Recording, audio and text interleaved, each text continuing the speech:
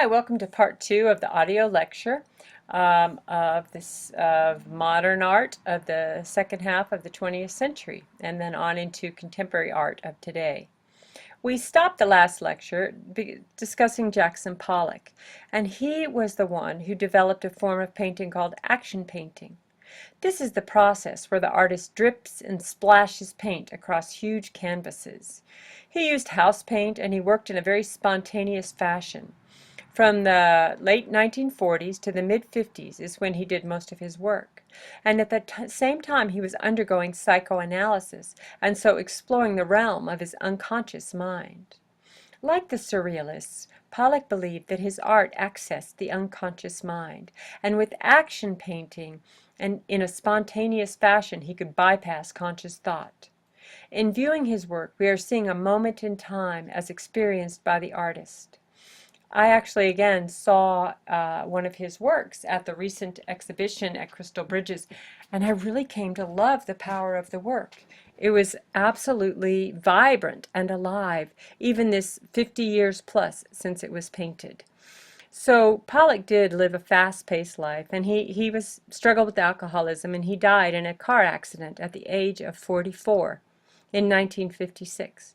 In fact, he was just leaving, he was celebrating, he had just sold a painting for more than he had ever sold a painting for, which was $5,000. And Pollock is traveling in a convertible with his girlfriend, high on life, probably a little drunk on his favorite beverage, and he wrecked and he died. So now his work is worth so much more, but he's not around to appreciate it.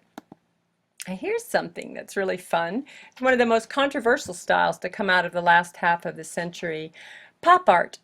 Artists and the rest of people of this period were bombarded by images in advertising and popular media, really more than they ever had been, especially with, the popularity of television. And they responded by making art out of the mundane, often in these very incongruous forms, as seen in the giant clothespin by the artist Claes Oldenburg. Now, Claes Oldenburg also did the giant shuttlecocks that are on the yard of the Nelson Atkins Museum in Kansas City. And if you ever drive through Kansas City by the plaza, you'll probably see the huge shuttlecocks in the yard. But back to this clothespin, this is so fun. He says the two halves of the clothespin are supposed to represent an embrace. So the idea being that you have to have both of them or you don't have a clothespin. So that's what Claes Oldenburg said about this piece. And the love sculpture above is very famous work by the artist Robert Indiana. And that was sort of everywhere in the late 1960s and early 70s. Now, Roy Lichtenstein was a pop artist who seized upon the imagery in comic strips to make his art. He took images that were usually seen in these tiny little squares in newspapers, and he enlarged them to, about 4 feet by 6 feet. Now, in doing this, he had to change the image a bit in order for it to read well at such a large size. Yet he also wanted to remain true to the image. So with his work, we see the conventions in style that have to be followed for a comic strip to be readable, and yet he's kind of poking fun at all of it. Later, he also worked with works by Picasso and Mondrian, reinterpreting them, much as he did these comic strips. Now, along the lines of pop art, this is somebody that you probably are familiar with, Andy Warhol, and several of his pieces are also at Crystal Bridges. He began his career in advertising.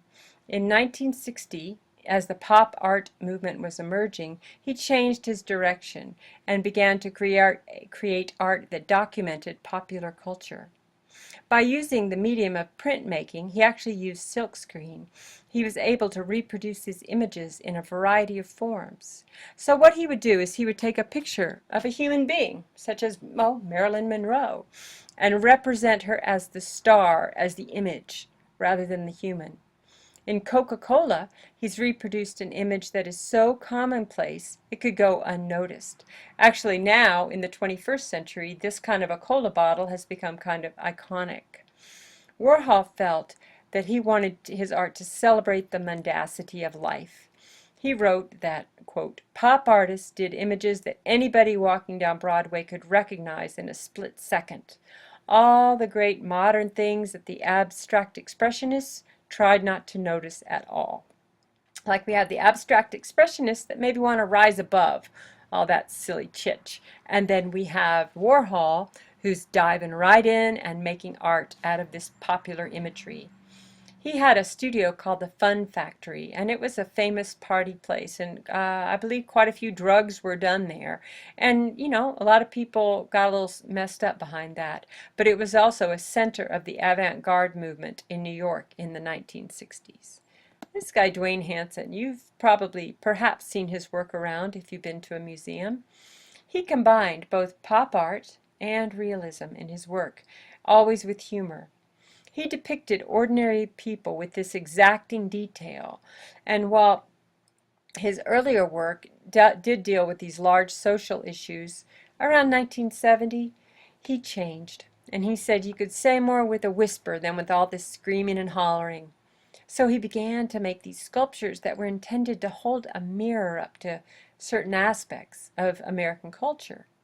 So if you look at these images, you kind of probably see where he's going. We have the shoppers up above and the tourists on the left. They're both life-size, made of poly resin using real hair, clothes, and accessories. When they're seen in museums, they often look like they're living people. Although by now they're so out of fashion with their clothes, you can kind of tell. But, you know, I just love his work because he says so much in how he depicts these people and really, you know, allows us to perhaps laugh at ourselves. Let's look at realism a bit more. It was another movement of the late 20th century. And when you look above, you can see the work of Richard Estes. On the one hand, it's sort of a rebellion against abstraction, really, but it's also different than the earlier representational art, partly made possible by photography, of course. Now, Estes would non-emotionally portray a scene. So in that way, it is kind of got this cold reality of abstraction. But by showing every minute detail, the realists, such as Estes, hope to get the viewer to notice these scenes in a different way. So, by reproducing everyday life in minute detail, the realists hope to have the viewer notice their life or look at their life in a new way. Remember that. Now, in contrast, we have realist paintings by the artist Audrey Flack. And these are huge. They're like, you know, 8 by 10 or something. And what she does is she takes ordinary objects and arranges them to evoke an emotional response. Her work is really something if you want to look it up and look at more of her work online. Now let's go a little different direction. So as art moved further away from this realistic portrayal, some artists just kept on doing what artists have always done, painting some more classical traditions. Yet he incorporated elements from modern art. This painting is done in egg tempera, which we saw a lot in the Renaissance, and he painted it in 1948. It's called Christina's World. Now consider, this is the same time that Pollock was throwing his paint at canvases. Andrew Wyeth is doing this. Wyeth is truly considered an American master. So he often portrays this sense of isolation with this real precise style. Now, when you look at this piece, if you know that the model is paralyzed from the waist down, it really changes the view of the piece. And that was true, it was his neighbor. Oh, we have Escher. A lot of people love Escher, I do. He was a Dutch artist, and he portrayed realistic scenes, but he often added this element of unreality. He made these sort of visual puzzles, and they seem more to reflect geometry as much as they do reality. Now let's talk about earthworks. So what we have happening in the late 20th century is that money is playing more and more of a role in art. And some artists sought to rebel against that by creating these massive works with stone, dirt, or other natural elements. And you can really buy or sell this. This is a one called Spiral Jetty by Robert Smithson, and it's made of rock and dirt, and it spirals for 1,500 feet into the Great Salt Lake in Utah. Now his idea was to explore how the natural elements would gradually destroy his work. He felt that the salty water in the Great Salt Lake represented the origins of life. This bottom view shows the work as it's seen from the road, actually from the interstate. And I visited this piece in around early 1990. It was still there. And I heard recently that it's not. You can tell where it was, but the water has taken it back some 40 years later. Now, other environmental artists use dynamite, fabric, stone, and anything else they could to create art that's part of the natural environment. In fact, if you look at Goldsworthy, he uses pretty much anything that he can find, as many of you did. Now here's a guy that had a really strong influence on the art of the 60s, and now it's really seen to be old-fashioned or passé, and that was Miles van der Rohe. It's a contrast to this natural art, and instead it's supposed to be minimalist, uniform. And this guy really pioneered that modern skyscraper built around a steel cage structure. If you think about the 1960s style of skyscrapers that have no embellishments, just a square block going into the sky, that's inspired by this fella. It's called the modernist look, and it really threatened to strip the character from America's cities. So architects kind of rebelled, and they began to add classical architecture back into their buildings. Otherwise, our cities would be so futuristic, I'm not sure they'd have much warmth to them. This is seen as an example of the steel cage minimalist style. Oh, and then we've got Frank Lloyd Wright. Now he's an interesting fella. He's considered to be really one of the greatest architects of the 20th century. But really his houses are beautiful, but they don't always, they're famous for leaking and stuff, but they're really beautiful. Now, one of the things that he developed was what was called the prairie style, and this became the ranch house that fill our suburban cities to this day. Wright's houses emphasize internal space over external structure. He felt that there should be an openness and a continuity throughout a structure, and he believed no posts, no columns. So he used engineering such as the cantilever to achieve his aim. Now on the left we have an image of what a cantilever is, but really you can more fully understand it if you look at Falling Water House in the slide above. It was built in 1937 over a waterfall, and it demonstrates his view that it's not enough that a house be in nature, should be part of nature. So by building this house literally over a waterfall, he created a dramatic effect, and he used the cantilever. So the cantilever means, here, see this long porch going out here?